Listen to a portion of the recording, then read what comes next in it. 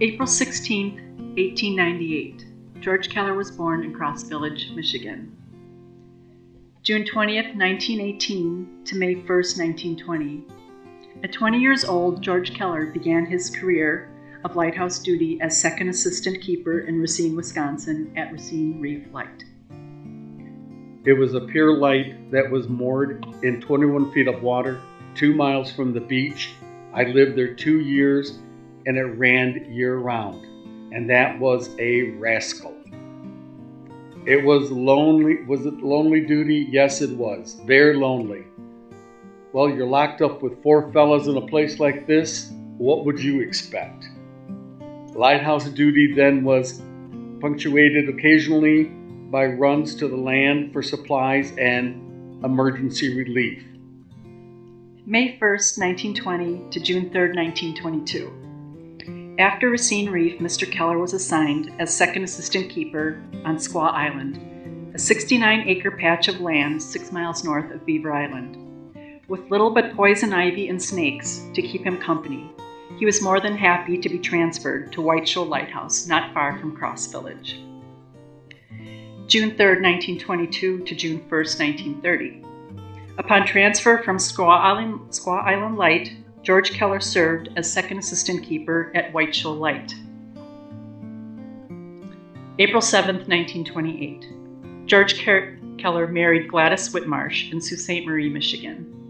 The family shares that Gladys came from a Baptist missionary training school in the Detroit or possibly Chicago area to be the school teacher at one of the one-room schoolhouses between Harbor Springs and Cross Village. June 1st, 1930 to January 31st, 1946. George Keller was promoted to and served as first assistant keeper at White Shoal Light. The routine on lighthouse duty was 2 weeks on, 2 weeks off. And Mr. Keller spent his off time with his family on the farm in Cross Village. The grandchildren share that Grandma Keller, Gladys, was the glue that held the family together during these long stretches of Grandpa Keller's absence.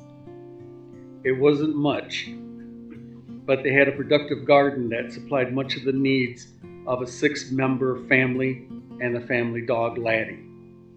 I didn't make much money, but by golly, we didn't starve anyway, so it wasn't such a bad life. January 31st, 1946 to August 31st, 1946. George Keller was promoted to and served as head lighthouse keeper at White Shoal Light until his retirement on August 31st, 1946. George Keller's wage as a lighthouse keeper started at $640 per year at Racine Reef Light and was increased to $840 per year after 5 months. He actually took a pay cut to $600 per year upon transfer to Squaw Island, but was increased back to $840 per year when appointed to White Shoal. His final pay as head keeper at White Shoal was $2,232 per year, and his retirement pay was $1,310.02 per year. Work, work, work. That was the workhouse of the Great Lakes. You were like a prisoner. You didn't feel like a free man. You don't go home until the old man tells you. Yet he conceded his years tending the lighthouse were fairly good to him, all things considered. It was a real thrilling life.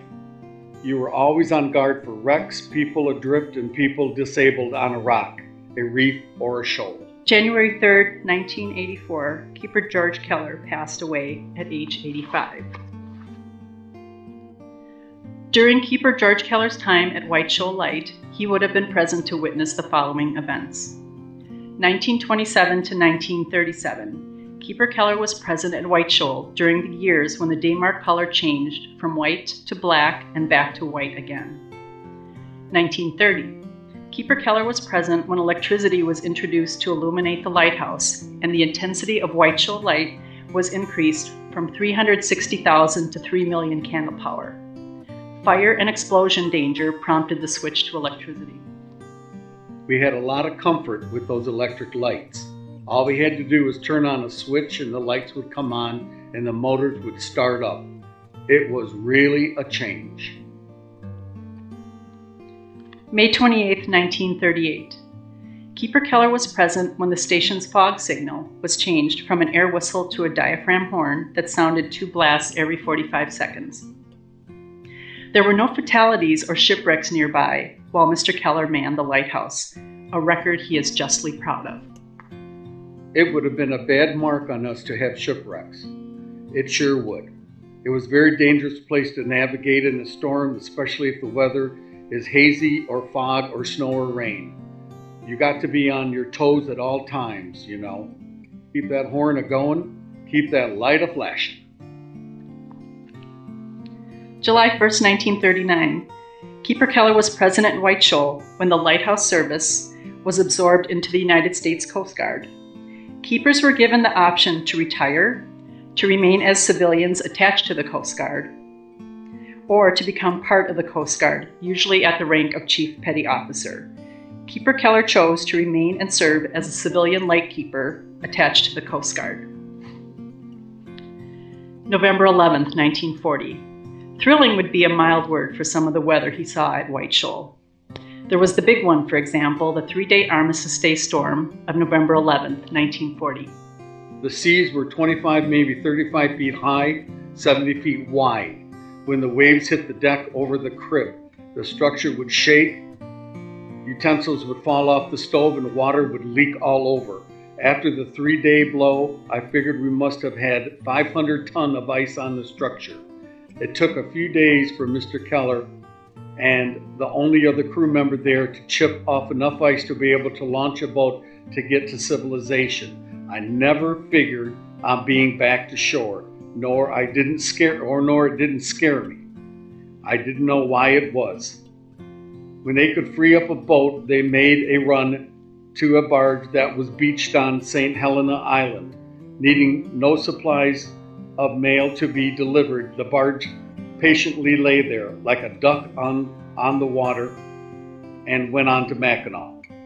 I tell you that nothing looked better than when I got away from that light.